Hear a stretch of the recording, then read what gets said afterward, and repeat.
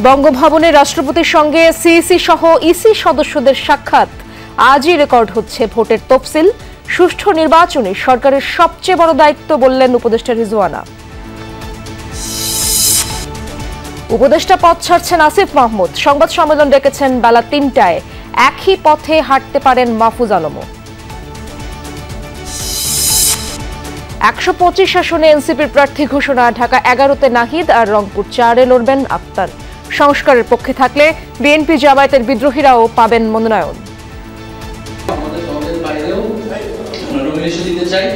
যারা বিভিন্ন পেশার মানুষ রয়েছেন, শিক্ষক রয়েছেন, ডাক্তার রয়েছেন, ইঞ্জিনিয়ার রয়েছেন, তাদেরকে আমরা মনোনয়ন দিয়েছি। মোহাম্মদপুরে মা মেয়েকে হত্যার ঘটনায় সন্দেহভাজন গৃহকর্মী আয়েশা বরিশাল থেকে গ্রেপ্তার।